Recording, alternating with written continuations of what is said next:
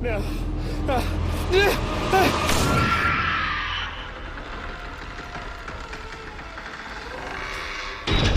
Welcome to the My Haunt Life podcast. Hello and welcome to the My Haunt Life podcast. I'm Mike. And I'm Russell. And I can't believe how quick this year has gone by.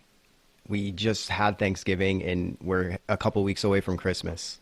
2016 has flown by, especially for me, the second half, man. It just, from about the middle of summer on, things just started to escalate. Yeah, I don't know where all the time has gone. It's crazy. But you know what? It's we've been getting together with people, meeting at various events and things during the first part of December, and there's been a lot of really good reminiscing about the haunt season in general. Just lots of positive vibes as far as people who went out and explored and played, and you know, people, we keep sharing adventures with each other as we're waiting in line for other things. So that's been really fun, actually. Yeah, I like that. Yeah, we ran into numerous people at Zombie Joe's, which we'll be talking about, and you know, a couple of Christmas parties that I've gone to, you know, run into people who are constantly talking about the theater that they've seen. So it's been a rich year, even though I think overall many people feel 2016 was a bit of a crazy year. It really has been a year of exploration, for me at least. I hope it has been for you too, Mike. I explored a little. Your level of enthusiasm is overwhelming. I know. I mean, it's one of those things where if you could see my face, you'd be able to tell. Okay. I'm just letting people imagine your face right now, Mike. That's haunt season right there. And the cool thing is, you know, we just talked about haunt season, how people are reminiscing about how positive it was. But the thing is, it hasn't stopped still. We're going into Christmas, and there's a couple of holiday-themed haunts that are still going on. Absolutely. And it's fantastic. It's fun. We've had a blast over the last couple of weeks. Oh, definitely. And Mike, on the recent podcast, we did talk about the escape. The last escape room that we did was the haunted recording studio. Right. And I have some information on that. After the podcast came out, Misha, who was our host, he listened to it and let us know that for listeners of the podcast, if you want to book an escape room, you can get 10% off the escape room and also 10% off the virtual reality thing. And we have the website for the virtual reality, which we didn't have last time, but the code is HAUNTED, HAUNTED, all caps, and you enter that at escape-studio.com, or for the virtual reality stuff, go to virtualreality-live.com, and you get 10% off. So I thought that was really cool of them to do for the listeners. Oh, that's great of him. Yeah. And definitely, if you listen to the podcast, we had a great time at that particular escape room. That thing is fun. It definitely is. And if you get Misha as your host, like, that guy has awesome stories. He's a fascinating guy. He really is. Yeah.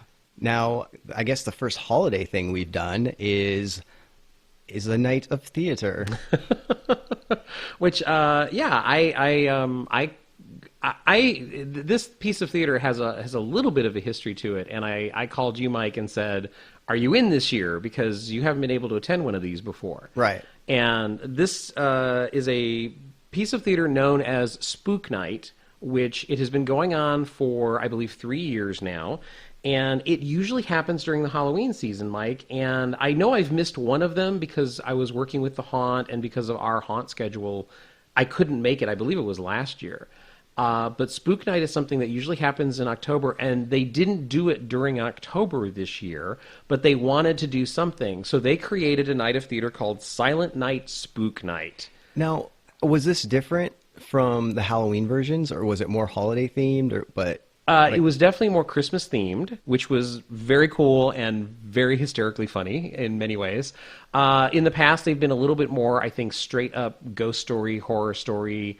We'll get into this, but there's another show called Dead in July, which is some of the same people who create Spook Night did that, and sometimes you'll see that in the middle of summer. So these nights of theater are very much inspired by, if you have read Goosebumps, or you might remember the Goosebumps TV series, or Are You Afraid of the Dark? Those TV shows, which are very sort of, I was about to say anecdotal, but that's the wrong word. short story-ish. Some of them almost feel influenced by Tales from the Crypt, except they're not quite that dark, or maybe an O. Henry, if you're familiar with the writings of O. Henry. Interesting, fun stories with sometimes twist endings. Definitely horror-oriented.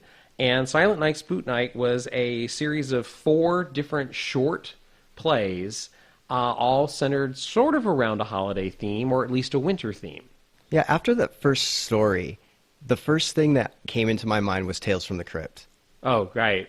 Yeah. And I was like, oh my God, if this is what the rest of the night is going to be, this is going to be such a fun night. And it was. So, to be totally honest, I didn't know how, because I was with 3 people who'd never been to one of these before. And after that first story, I looked over and I was so happy that all 3 of you were smiling, because Deb and Jennifer were there. And I was just so happy that you guys seemed to be enjoying it. But quick question. How did you find out about it? Oh, well, that's Mike and I are familiar with a podcast that, if you're not familiar with, I would highly recommend looking up. We're not just familiar, we're fans. Come on, man. Yeah, we are fans, definitely. Boys and Ghouls podcast. Marshall and Kat over at Boys and Ghouls. Kat is an actress, and she was in one of the stories, the first one that Mike just referenced. I've known Kat now going on, I think, for a couple of years. I connected with her through the Boys and Ghouls podcast, and I went to, apparently, now looking back, apparently I went to the very first Spook Night. And I met her that night, and it's weird, because Mike, the very first time I met you and we actually started talking, like, we clicked really quickly about haunts and about horror. I had that moment with Kat. Nice. And I remember standing, and we were literally standing in this tiny little theater in Burbank, and she kept asking me, like, well, have you done this? And I would say yes, and I would ask her, have you done that? And I was like, oh yeah, I've done that. And after about like 20 or 30 minutes, she just looked at me and went, we so need to connect on social media. I was like, we need to talk Did more. she really say that? So she didn't say social media.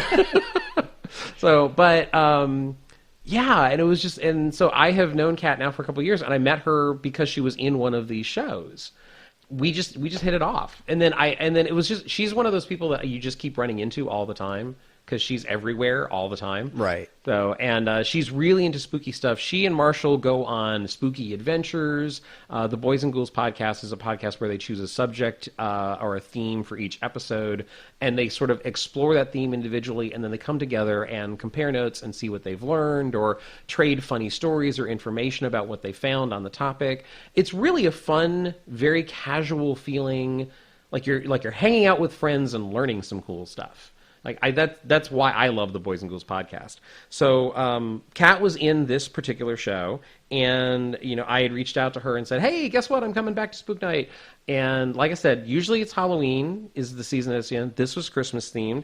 And, you mentioned the first one, which was sort of definitely a Tales from the Crypt-esque sort of story about a man who receives a very, very odd Christmas present on his doorstep. With no signature of who it's from. It's very funny. As a horror fan, you know that is not going to end well. Oh, of course. Immediately, when the premise gets set up, it's like, oh, this is not going to end well for somebody. That was really fun. Yeah. And the present is the form of sort of a advanced beta test robot that wreaks havoc on this person's life. And the funny thing was, Kat actually played the robot, and the funny thing about the robot is it is so cheery and chipper and filled with holiday mirth and cheer, and then she's just wreaking havoc on this person's life and insulting him and calling up all the problems that he's had in past relationships. And just a shout out really quick, Joe Gillette was the other person in that sequence. Really fun show. But that's not really fair to blame the robot. She was just programmed that way. Yes, that is true. So you have to have a little sympathy for the robot. But that's where the twist is from. Because who programmed her? The ex-girlfriend. Yeah. So, yeah, never trust ex-girlfriends, I think, is the moral of that story. Wow. Oh, I'm sorry. Wait. Wow. Wait, Nope. That's staying in. Okay, never mind. Moving on. How many of your exes listen to this podcast? So, So the next sequence. Wait, well, we didn't even really say anything. We should probably talk more about that scene because it was one of my favorites. Yeah. Go ahead, man. Okay, so this guy gets this robot showing up at his door as a Christmas present, and she's pre-programmed to know everything about him. And it was funny because it kind of reminded me of the OOA a little bit. It's it's like if someone random shows up at your door, it's like, you do this. This is your phone number. These are your likes. These are your dislikes. And it was very, very, it was like, did you fill out a 200 questionnaire online? And the more it goes on, he tries to figure out who it's from, and he calls his friend. I can't believe you sent me this. And his friend told him on the phone, like, I don't know what you're talking about. And so finally, towards the end of the scene, you finally start realizing that something has gone wrong. And the robot tells him, like, oh, maybe you should call your parents and gives the phone number and gives the address. And the best part, and this is the fun part when you go see a show like this with non-horror people, because you could hear the gasps and the like from the crowd, and it was amazing. So what happens is the climax of the scene, you find out that it was sent by the ex-girlfriend. And you also find out that the robot was at his parents' house and murdered them. And the reason for the murder is because in a heated argument between him and his ex, he had said something along the lines of, I wish my parents were dead. Right. Because he hated the holidays with his parents so much. And then the robot says, like, would you like to hear them? And plays a recording of people screaming and choking to death. And I had that goofy, crazy smile because that was just amazing. But you could hear the people just go, oh, what? And it was so awesome. Yeah, and part of that is, I think, the performance of, Kat. She is so chipper and upbeat, and she has this huge grin on her face. And basically the way she played the recording is because it's a robot. She sort of opens her mouth, and you're supposed to assume that the speaker is inside of her. And so she's got this giddy, joyful, holiday cheer aspect about her, and she's literally playing a recording of his parents being choked to death. That was very disturbing. That's a great Christmas present. True. And by the way, another good thing about this is the Spook Nights are very, very simply staged, but the costuming was perfect on this, wasn't it? Oh, definitely. It's like the robot arrives, and she is in Christmas red, and she's got candy cane striped red and white stockings. And something we're familiar with, a bag on her head. Yeah. Yes. She started with a bag on her head with a bow because it was a present. So, and after that, there are three other stories. Of the next one, Sisters, I thought was really, really just like super nice, creepy, sort of gothic feel. I really enjoyed the next one. Yeah, it was a slow burn. I mean, as slow as a burn can be when something's like only 10 to 15 minutes. But it was effective. Yeah, it was really good. And you instantly felt a connection to the main character and just wanted the other character to just like, oh, I hate her. Yeah. And so when you reach that breaking point, you just kind of cheer, even though it's a murder. It was a sequence called Sisters, and the one sister is completely downtrodden and lives in the shadow of the vibrant sister who hogs the spotlight and is going to be the first to get married and is going to get all of the attention, and the parents favor her. And over the course of the scene, the sister who reaches the breaking point takes revenge on the sister. And to be totally honest, you know what I thought of at the ending? What? The Cask of Amontillado. Oh, totally. Yeah, me too. It's very much that of like, you realize that the sister is going to do something where it will destroy lives, but also it'll be the ultimate revenge, and perhaps a well-deserved revenge. That was actually sarcasm. I have no idea what you're talking about. Oh, by the way. Really? Yeah, I've never heard that before. Edgar Allan Poe, The Cask of Amontillado. Oh, never mind. See, you did know. By name only, it just didn't get it. So, yeah, it's like, yeah. So, dude, I was about to strap you down and read Edgar Allan Poe to you for the rest of the afternoon. How dare you? That's the next episode of the podcast. So, and shout out to the cast of Sisters, which I hope I am pronouncing these names right. Riley Rose Critchlow and Briga? How would you pronounce that? You're doing fine, all on your own. Briga Heelan, excellent job. And then we moved on to, how do you describe? It's almost comical. Yeah, it was basically a commercial that goes awry for a children's toy called Kid Sissy. And the doll is played by Abby Cobb, and it's the perfect Christmas, over-the-top, jingly kind of commercial about this children's toy that, of course, is guaranteed to make every child in the world as happy as possible. And then in the middle of it, the doll speaks up, and you realize that there's a trapped soul inside this happy-go-lucky doll. That's how you took it? Because I took it as it was an actual person. Oh, interesting. Yeah, kind of blah, blah, blah, like, I'm doing the commercial, but oh my God, I'm a real person, and they have me captive, and I can't get out. That's more disturbing, actually. Well, that's why I thought of it.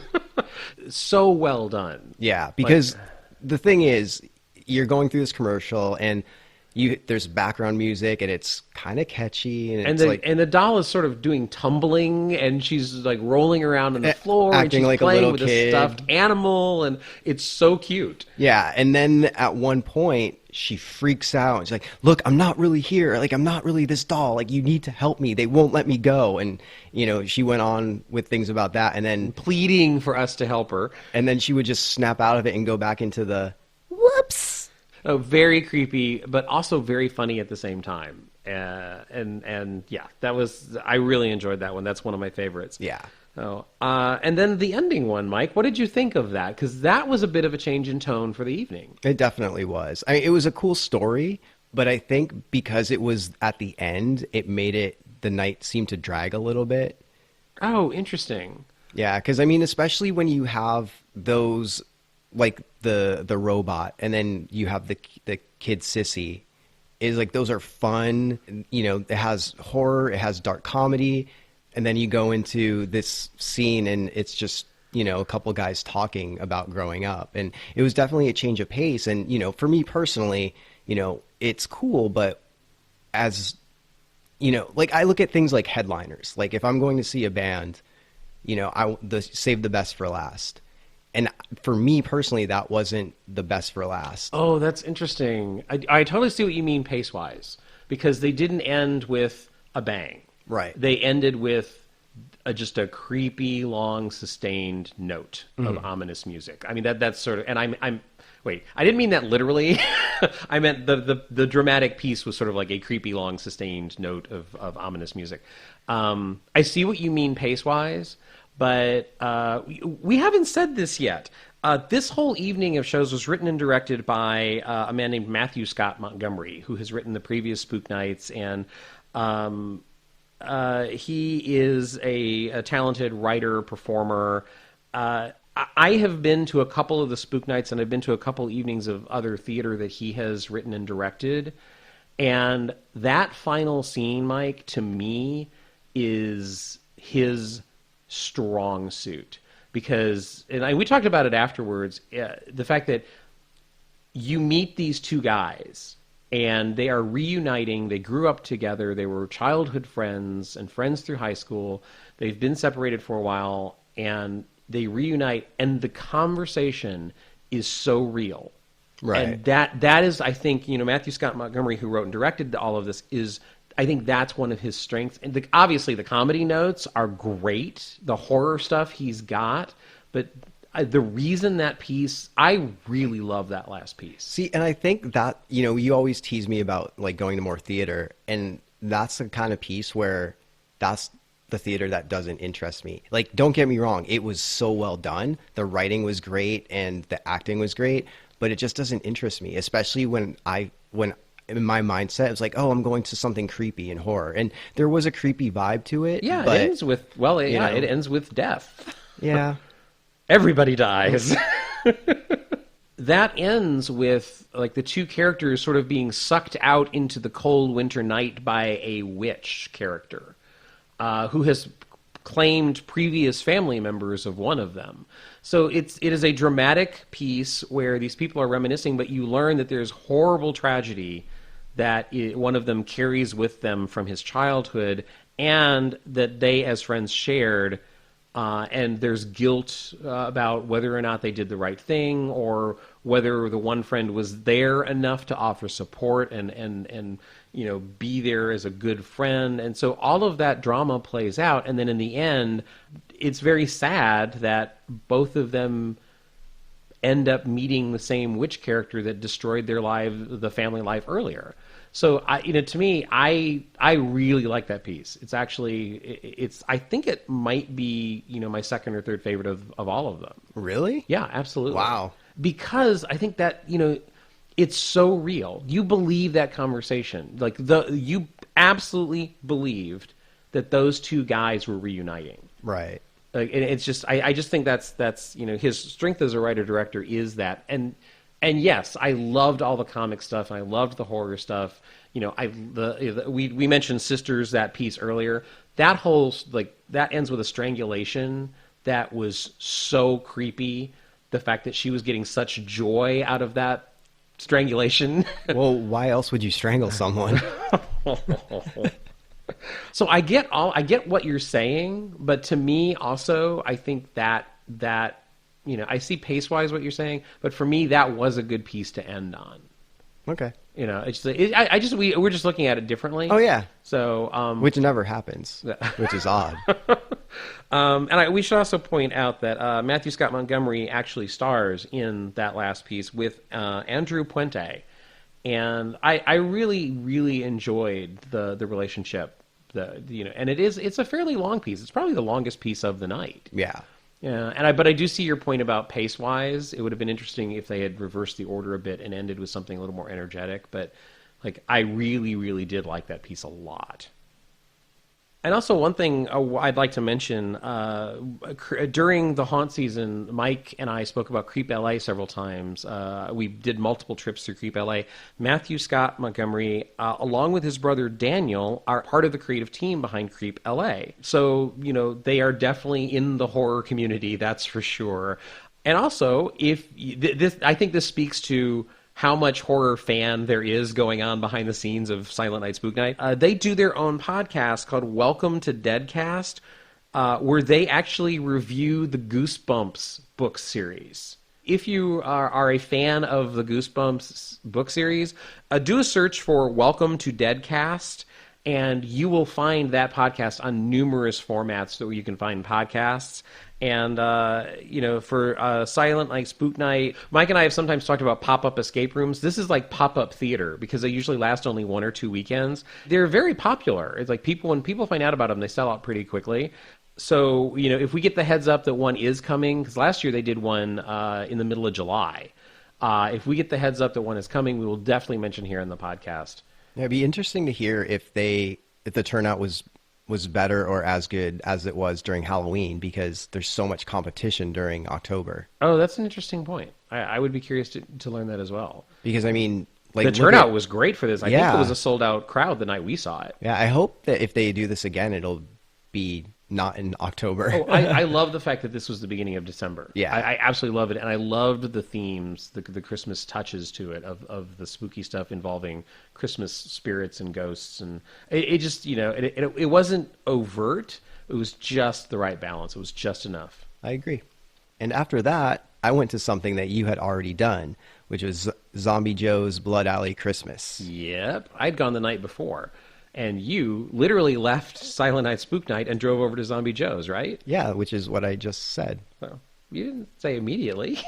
I didn't know that was... we need to say that, but okay.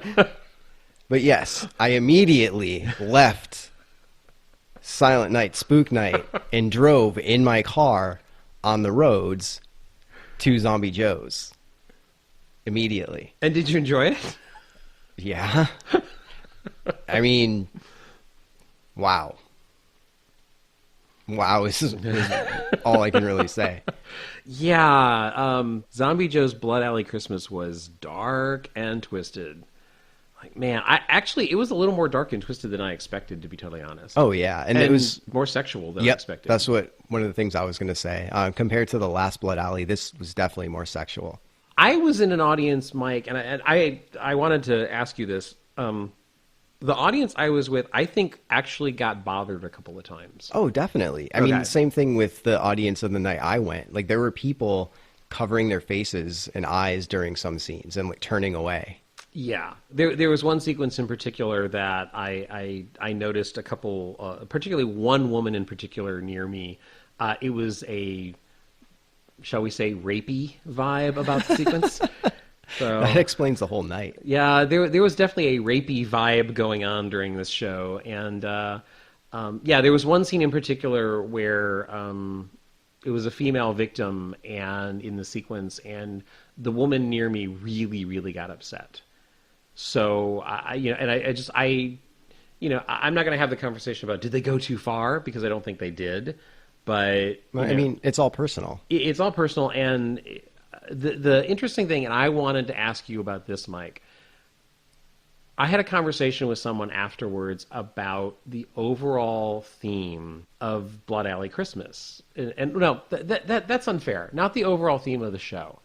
The fact that several of the sequences were actually very, very much in the female empowerment mode, except the way that it was being portrayed, it almost made it universally feel like they were victimizing men to prove their power.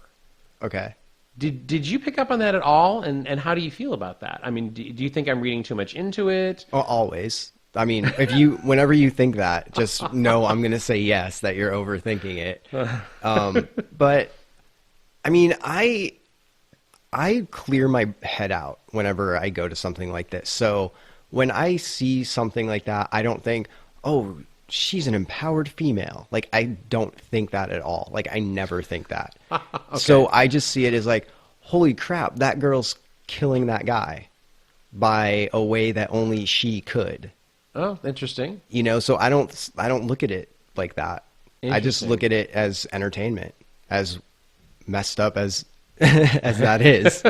No, it's there is. This is going to sound funny. There's value to shock value, and there was some shock value there. Which once you got past the shock value, I think there were points being made, and I actually, I'm not saying that I was bothered by it, but it was a little surprising to me that I kept like clicking on that during the evening of like, oh, powerful, dominant female, male victim. Mm-hmm. And it seemed very heavily skewed in that area that the men were getting the majority of the violence in this particular show, which I have no problem with that at all. I really don't. But I noticed that when we walked out, that was one of the first conversations I had with someone, was about that vibe of the show. And, the funny thing is I just, you and I know a couple of the cast members. There's some fresh faces in this cast of Zombie Joes. Mm-hmm. And there's a couple people from the Urban Death that we saw during the Halloween season. And it's like really incredibly strong cast. To say this cast is daring is an understatement, and it's not enough. Well, I think when we talked about Blood Alley, the first one, you had said that this cast was so brave. And yeah. I mean, I couldn't agree more, especially with this one, because this one upped the ante for the last one. Mm-hmm. I don't mean just brave to either appear nude or nearly naked, emotionally raw, which is where this show goes. And, kudos to them for putting it all out there, literally, visually, emotionally, physically. It always amazes me sometimes after these shows. There are a couple performers I look at and go, how are you not black and blue all over? Yeah. Because they literally throw themselves physically, violently into these episodes, these scenes. And it's just, what a thrill and what an honor to witness that.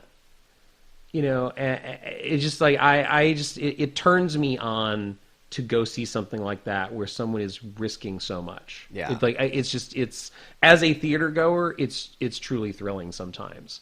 And I will say this, like one of the violent sequences, the character is facing a wall, and when he turned around, the expression on his face devastated me because I realized, like, wait, I know this person.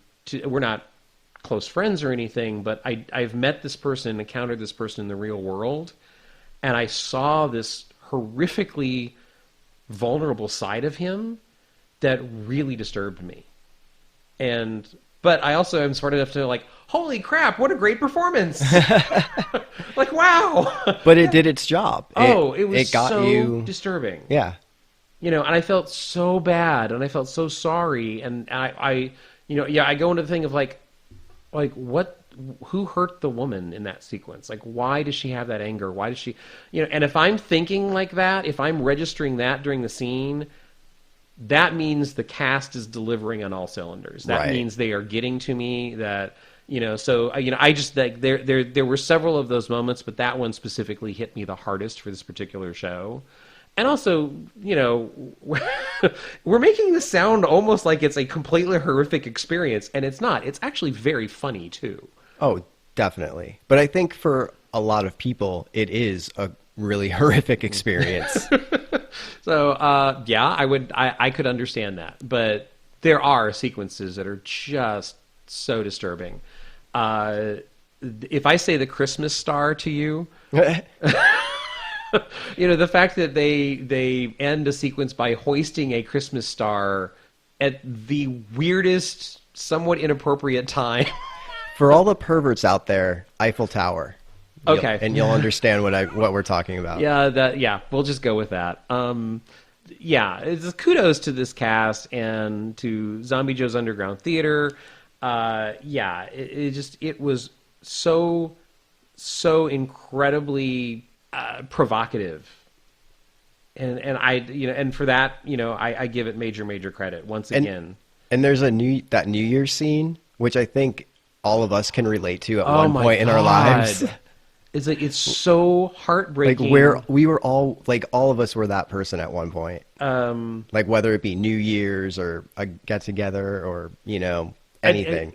It's like this podcast is going to come out, and actually Zombie Joe's Blood Alley Christmas is still running. For one more weekend. And this podcast is going to be out before that final weekend. So I don't want to spoil it, but I'm so glad you mentioned that sequence, because that's one of those devastating emotional moments. Yeah.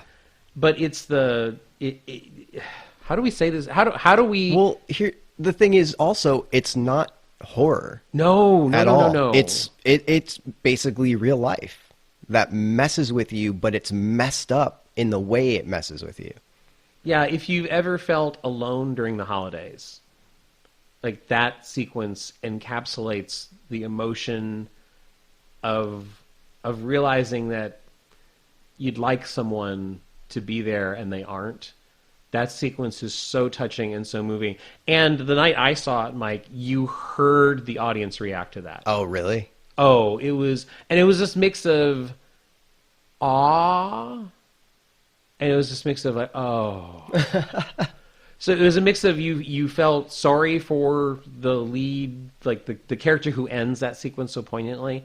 You felt sorry for them, but also there was a part of, I think, everyone in the audience when I saw it that identified with that guy. It's just so, I'm so glad you mentioned that scene, because it wasn't in my brain at the moment. I'm so glad you mentioned that scene. So it was definitely one of the moments that really struck me. So, like you said, it's still running at the time this comes out, and it's running for one more weekend, December 16th and 17th at 11 p.m., and that's at Zombie Joe's in North Hollywood.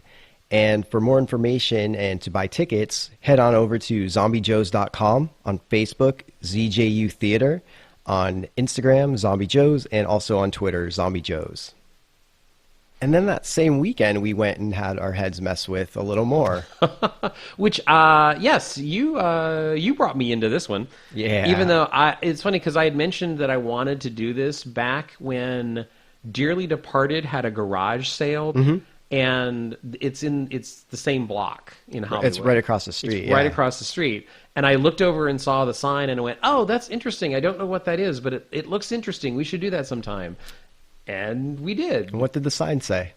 The sign said Psychiatry, an industry of death. Ooh, death. And it was a museum. And I just thought, okay, well, that's an odd title for a museum. And Mike? I wonder what their opinion is on things.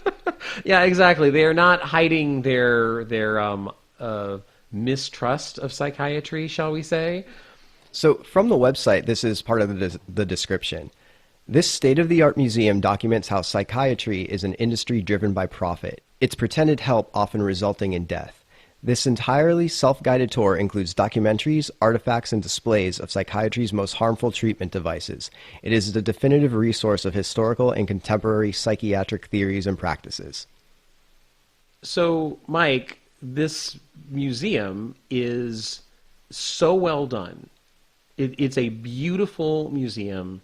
The documentaries are very slick. They're very concise for the most part. It's like you enter a room and there's usually a video screen that you can activate, which will give you a 5, 6, 7 minute documentary about the room that you're in, or the subject of the room that you're in. It's beautifully laid out. As Mike read in the description, it's a self-guided tour. Now, Psychiatry and Industry of Death, obviously they are taking a negative view of psychiatry, and we should mention that this is tied into apparently Scientology, which Scientology is known for doubting the value of psychiatry. Right. And I think I'm saying that probably correctly. I'm not that familiar with Scientology, but that is my impression from what I have read. I was trying to do a little Googling about this museum, etc. And so people should know that is the angle or point of view that they are approaching psychiatry with this museum. Yeah, it's obviously, and it's definitely very one-sided. But here's the thing. If you go in as either, whether it be a horror lover or just a lover of museums or kind of creepy things, this has all of that. Like there's a torture section where they showed old torture devices, and it's like, the medical apparatus that they have on display are absolutely fascinating. Mm-hmm. The pharmaceutical stuff that they have on display is absolutely fascinating. There is value in going to see this. It is a fascinating place, and the information that is being presented is absolutely valid, utterly interesting. And to be totally honest, I'd love to go back and do more reading, because we concentrated on the documentaries, the videos that they played. I'd love to go back and there's so many placards on the wall of people that their names I'm not familiar with, but it was like, oh, I would love to learn more about that guy. Right. Because he sounds like a jerk, but he sounds fascinating. So... like you just have to realize that it is sort of a one-sided view of this subject, but there is so much valid information and interesting stuff there that there is value in this. Just realize that it's kind of slanted toward the one side, right? And you mentioned it's part of Scientology, and I know that will freak some people out that are listening to this. At no point did we ever see or hear or go through what you really think of Scientology. Like, no one made us take a test. No one tried to convert us. Like, none of that. It's a free museum. You walk in and you sign up, and they say, okay, go into this room and watch this video, and then the rest is up to you, your pace. And it was a really cool way to spend the Sunday afternoon. Yeah, interesting. And on a personal note, there was one sequence in particular, there's one room near the end that I actually related to heavily, because they're talking about the explosion of drugs used on the children of this country. Mm-hmm. And the timetable that they, in the video, they talk about when Ritalin started being heavily prescribed. And, I have family members who were caught up in that. So when they started talking about it, because actually I know someone else who was misdiagnosed as a child and was given those medications incorrectly. So when I watched that particular video, I really could relate and say, wow, I've actually seen this in action. I've seen this misused, or not misused, incorrectly used, and I saw damage done by it. So it really is a very thought-provoking museum. And some of what they have on the display is utterly fascinating. Oh, yeah. Like that, especially that first room with all the old torture things. And the guy hanging. Oh, that was so cool. Oh, yeah. Really creepy stuff. There are some definite cool visuals in there. Yeah. And the other part that I actually found really, really fascinating is when they started talking about, Pavlov and his experiments. And I didn't know some of his family story, which they delve into. Utterly fascinating stuff. So this is a really interesting, bizarre journey to go on. Kudos to them for really well presenting this information, even though it is slanted. Yes, even though it's a specific point of view, it's so well laid out. Yeah, with all the different sections throughout the thing, and I think, what did they say, there was 14 or 17 videos? I think it was 14. Okay, I thought. And each of those are, let's say, 10 minutes. So give yourself some time. Yeah. If you want. And I found this out afterwards, but all of those videos are online. So you can watch the videos if you don't want to spend a whole day there. You can go and look at the things and then watch the videos later. Mm-hmm. And there are some very, very interesting items on display here. There truly are. And for more information on psychiatry and industry of death, go to their website at cchr.org. And then we went back into full-on haunt mode. Yeah. So Sinister Pointe has brought back their Christmas haunt. Sinister Pointe has brought back their not-so-merry holiday haunt, which is a Christmas-themed, raunchy, naughty, boisterous, rambunctious, fun time.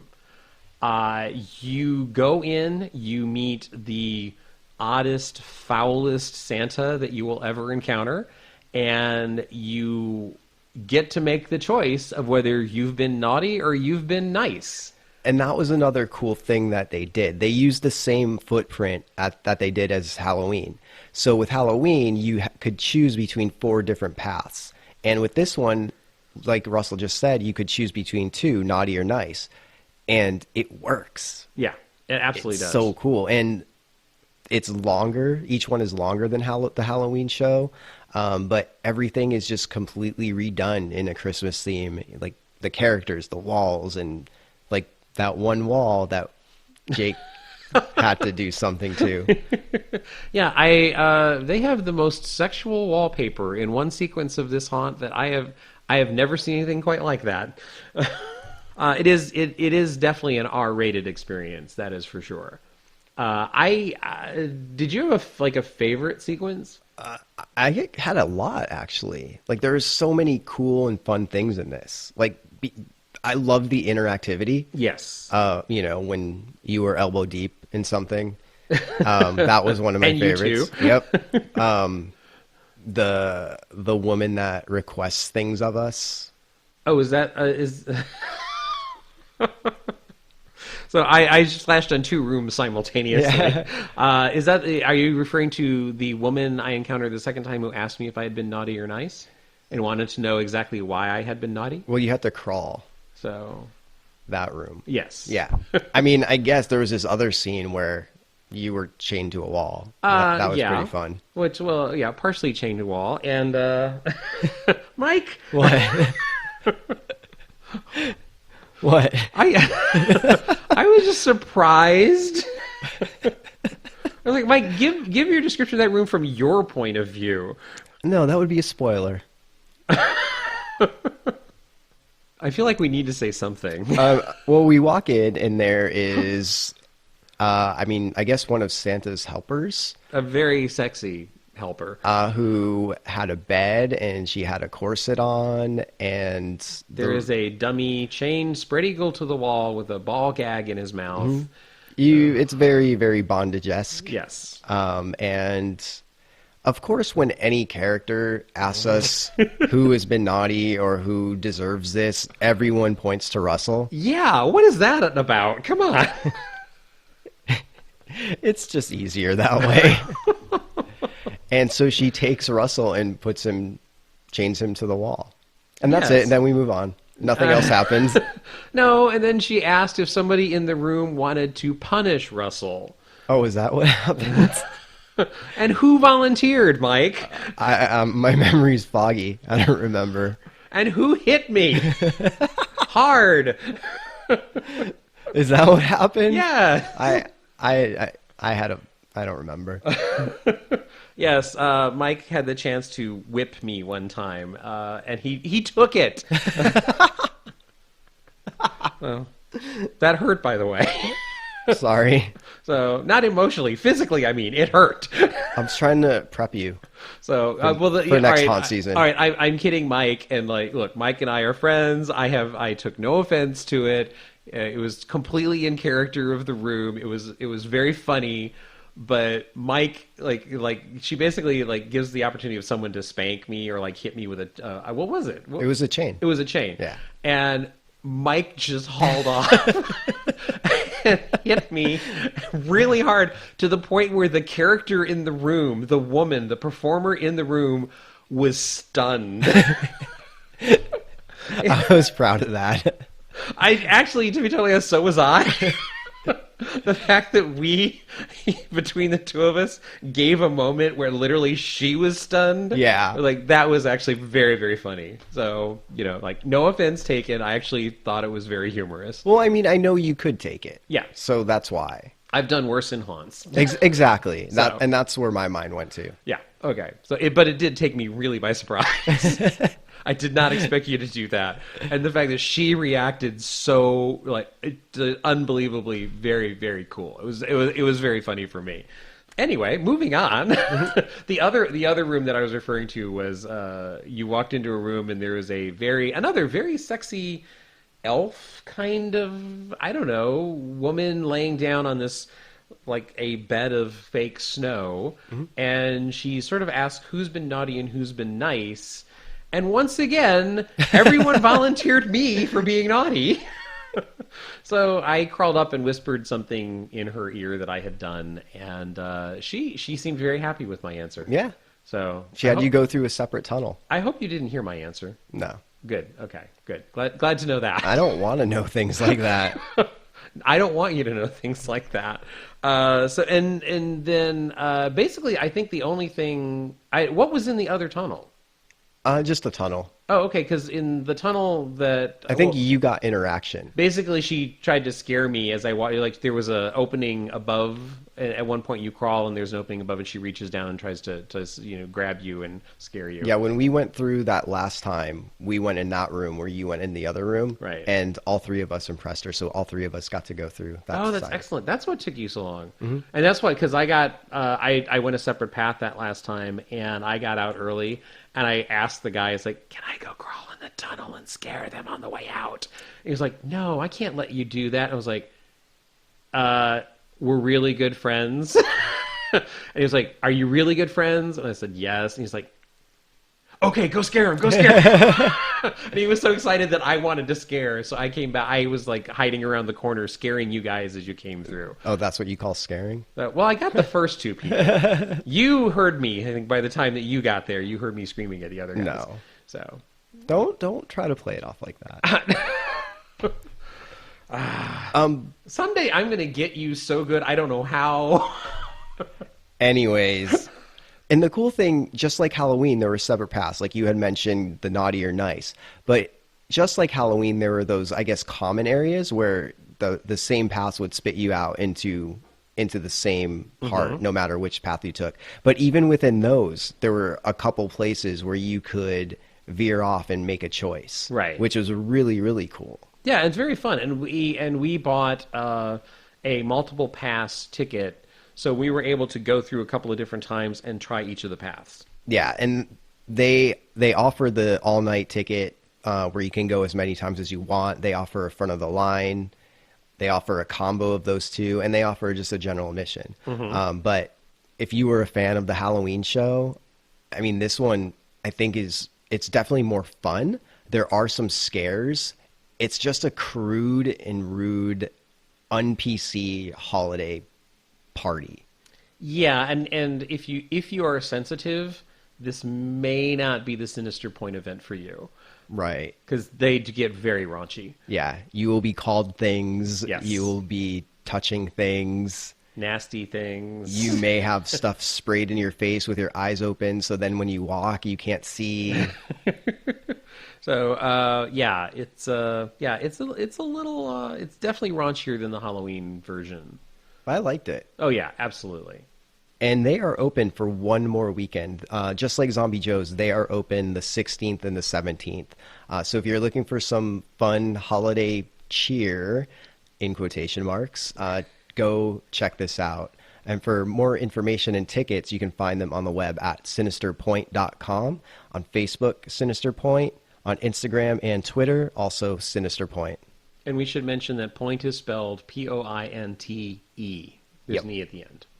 So we love getting mail. Yes. And since we were really happy with the box of Dread, we were able to get a couple Loot Crate boxes as well, which is another subscription box. And they don't do an only horror thing, but for October, they do a horror box. That's what their theme is. And those came in. Yeah, this was unexpected, Mike. Yeah, I was like, when I opened, wow. Yeah, wow is exactly. I was stunned. I mean, this is so cool. Yeah. And we got two boxes. We got the regular Loot Crate, and then we got the next level up, like the Loot Crate DX. And in that first Loot Crate box, like, first of all, the box is printed and it has the Walking Dead promo for the new season. But the bottom of the box, you can punch out, and it's a zombie mask, which is so cool. You know, it's like, instead of, they're just making use of things. You know, people think recycling is the way to go, but no, turn things into zombie masks. That's the way to do it. And then because it was coming out when Walking Dead premiered, there's a shirt that it came with, and it was Negan Sluggers, and it shows Negan with his baseball bat ready to swing. Spoiler alert. He kills people with his baseball bat, wrapped in barbed wire, named Lucille.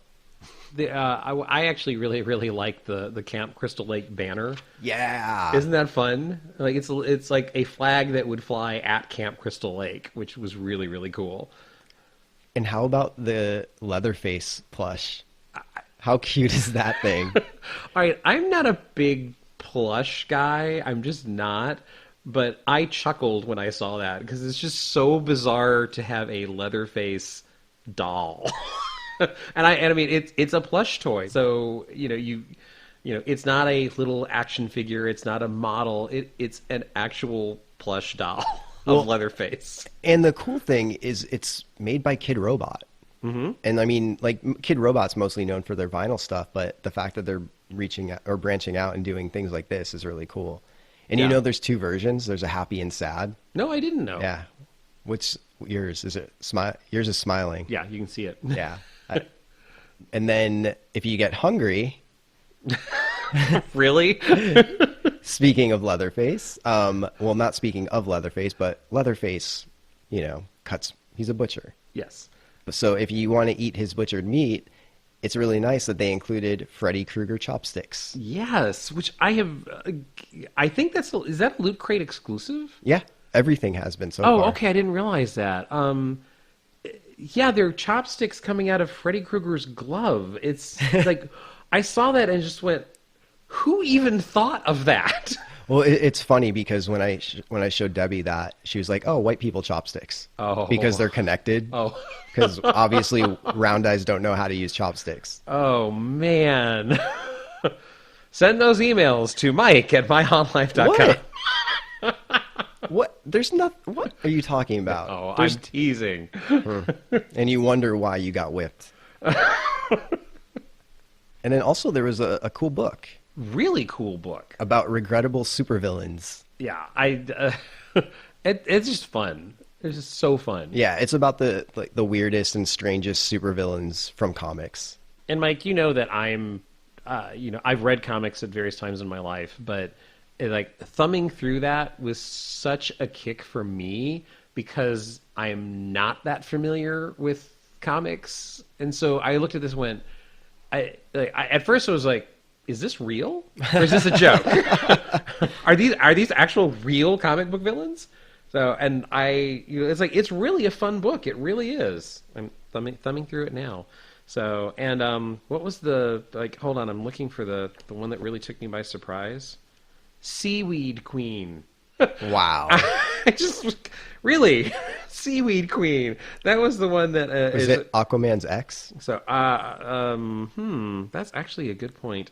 So, I just that was the one that caught my eye first. It was like, and they actually give you who created it, and what issue it debuted in. Like, it gives you all of that information. So it's not just like it's actually a reference book. That's the word I was searching for, because you can actually, like, they give you the history of what they're talking about. That's so cool. Yeah, it's like, I was really surprised at that. It's really fun. And I know Chris from Sunspots Comics is listening, and he probably is like cringing right now, thinking like, she wasn't Aquaman's ex, she was this person. And I'm sorry, Chris, and don't worry, I'll let you borrow the book.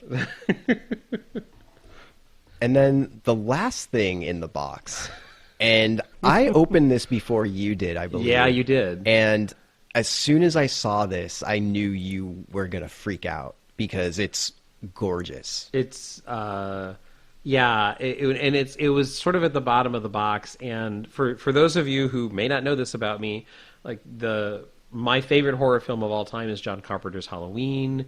It is the most influential movie in my life, probably.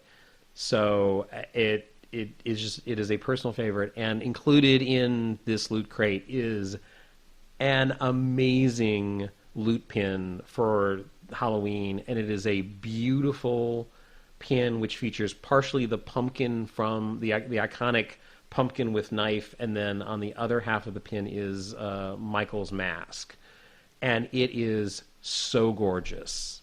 And Mike, I told you, I was on my way to work, and I was looking through this quickly, and I found that, and I like, okay, I don't have time, I have to go to work, so I put everything away. But I literally reopened the box and just looked at that pin one more time. It's like I had put it all away, and I was like, no, I have to see it one more time. It is so, so beautiful. Yeah. It's like, I'm going to cherish that thing. I love that. Are you going to wear it, or are you going to keep it in the package? I don't know. Like, I'm so happy with it, I want to wear it. But there's a part of me that I just want to frame the freaking thing. Oh, yeah. You know, it is that beautiful to me. It is like, I would put that on display. You know, like, it is so beautiful. Like, I love Halloween. Getting to know Russell. So that was the regular Loot Crate box. Now the next level, Loot Crate DX, this one, like, I mean, the first thing that jumped out at me was it came with a sweatshirt. Yeah. Which, like, whoa. Which is a sweatshirt of the infamous The Scream, the famous painting, and, you know, which inspired the Ghostface mask. And actually, the sweatshirt is of the Ghostface mask from Scream placed into the famous Scream painting. So did you follow all that? So it's very, very cool. It's funny that you like that. Yes, that jumped out because it's a big portion of the box. But the thing that jumped out to me first, Mike, was the Thing sculpture, the little statuette. Like, that's so beautiful. Oh, it's so cool. It's from John Carpenter's The Thing, and it's a small statuette of one of the transforming, the two-headed, the splitting two heads, kind of that iconic image from John Carpenter's The Thing. Yeah, and then in this box, because it's a bit more expensive, you get higher quality things.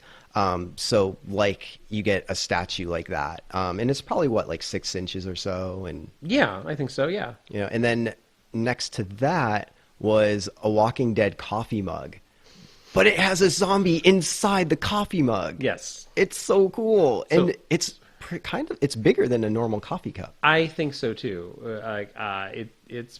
It says 20 ounces on the outside of the package. That's big. Yeah. That's like Big Gulp almost size. That's a half a 40. Yeah, thank you. And that another thing with this box is like this box had many boxes inside of it because you have to they're breakable. So it was very Christmassy opening this box. And after the coffee mug got out of the way, there was another box that said Ash versus Evil Dead. And it was like, ooh, what's this? And what was inside was a chainsaw power bank with the Ash versus Evil Dead logo on it, which, I mean, we all need to recharge our phones at some time, so having power banks is a good thing. But having a chainsaw, blood-spattered power bank, amazing. Yeah, very, very cool. And there a couple of other things. There's an Evil Dead 2 art print. Yeah, that was beautifully done. Yeah, and it's an image of Ash in front of the vortex that sucks everything in at the end of the movie. Is like, or actually, Evil Dead 2. I guess that's at the beginning of the movie too. So, it's beautiful. It's just like that, and also frame worthy. It's quite impressive. Yeah, that one definitely needs to get framed. And then as a bonus, there's a magazine called Delirium that came with it. Which is a Full Moon Presents Delirium, and this is issue 12, I believe. Full Moon for the Puppet Master fans. And Delirium is about cult, horror, sci-fi, fantasy, and exploitation. It is a magazine that covers current stuff. This particular issue has I do not know how to pronounce his name, Nicholas Winding Refn? You have an issue with names today. I am, definitely.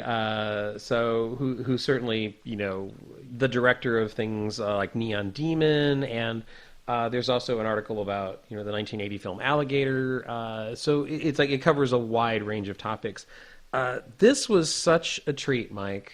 This was really fun. This is like an ultimate really cool Christmas present. Yeah, definitely. Yeah. So looking at this is something that, like looking at Loot Crate, I was not that familiar with them, but dude, after seeing the quality of these things, both boxes, like I need to learn more about Loot Crate, obviously. Yeah. And every month they have a different theme.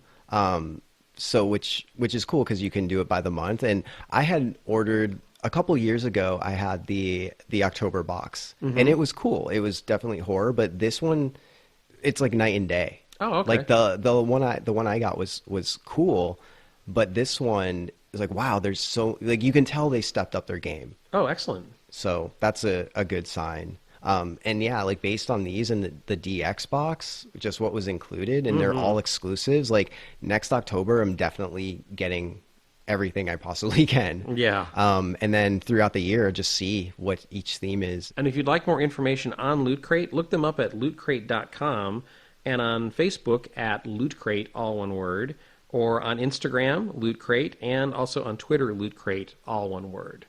And we have a new date to announce. March 11th. It's a Saturday. Put it down in your calendar because that is when the 5th Annual Spook Show at Halloween Clubs in La Mirada will happen. This is something that we've gone to every year, and it's just so much fun. They have vendors, they have bands, they have escape rooms, they have every horror artist around, every creepy, crafty person, every person that is into horror, into haunts in the Southern California area checks this out, and it's such a blast. Yeah, it's a huge sort of community gathering in a time of year when you don't have a lot to gather a lot of people together. And you didn't mention something which we absolutely need to mention: huge discounts on everything in the store. Almost. I was saving that for you. Oh, huge discounts. Definitely, it is. You can go through the store and pick up silly stuff, at discounts. And we've also, a couple of times, I've picked up some of the animatronic figures that like populate my living room. I picked up here at the Spook Show sale. And here's the thing too: those animatronics, those are damaged ones, and they sell them for a really, really good price. And when it comes closer to Spook Show, we'll probably mention this as well. here's the thing. Don't be scared if something doesn't work. I bought maybe like 4 or 5 of them over the years, and every single one, it was something so simple to fix. So as long as you have a screwdriver and maybe some rubber washers to connect gears, you'll be fine, and you'll have like a $300 prop for, say, like $30 or $50, however much they charge. Yeah, it's a really good place to find some deals at, you know. And also, they're just really super cool and super nice. Yeah. Oh, there's a little bit of everything there, and it's a really, really good day to spend down there. So again, that's Saturday, March 11th. Mark your calendars. In the show notes, we'll put the Facebook invite so you can put it on your Facebook feed. And for more information, you can check out HalloweenClub.com. On Facebook, Halloween Clubs. Instagram and Twitter, also Halloween Clubs, all one word. And we'd like to give a quick shout out. Charlie, who's been a huge supporter of the show, has written to us and was an actor in Ward 13. Right? Yes. Yeah, Charlie has worked with Evil Twin Studios, Ward 13 last night. Last night? Last night. What did I miss? An invite-only show. Ward 13 last year, Charlie, you usually encountered Charlie early on in your adventures at Ward 13. Charlie is one of the first people to basically lose his crap at the beginning and realize that the inmates had gotten out and he was not going to be of any help to you. That was usually Charlie. Charlie usually panicked and ran away near the beginning of Ward 13.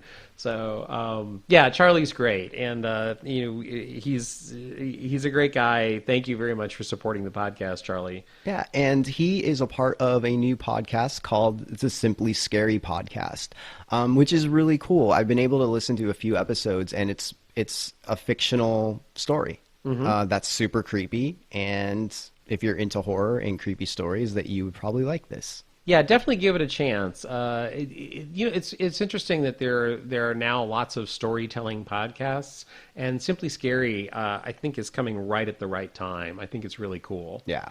So do a search for iTunes for Simply Scary, and we'll also put a link in the show notes. So that about does it for our holiday episode. It didn't really feel too Christmassy, but yeah, I guess this is the holiday episode. So, Merry Christmas, everyone. Happy holidays, season's greetings, Happy Hanukkah, whatever you choose to celebrate and enjoy during this holiday season. We hope it's a good one. Happy Festivus. Yes, that too. And for more information on us, you can go to myhauntlife.com, on Facebook, Twitter, and Instagram, myhauntlife. If you'd like to reach out to us, you can email us at mike@myhauntlife.com or russell@myhauntlife.com with 2 S's and 2 L's. And also, don't forget, we have a new forum section on the site, so you can sign up and nerd out with everyone about your favorite haunts, immersive theater, escape rooms, Halloween, horror, and movies. Currently there is a thread specifically about Christmas-themed horror movies. Yeah. So definitely, if you have one, please add it to our list on the forums, because there's at least one popped up that I had forgotten about that I've never seen, and definitely would like to know more Christmas-themed horror movies. That's just one of the current threads on the forum. Yeah. And you know, if Russell signed up for a forum, you know it's got to be something special. What? I don't know. With that being said, I'm Mike. And I'm Russell. And thank you for listening.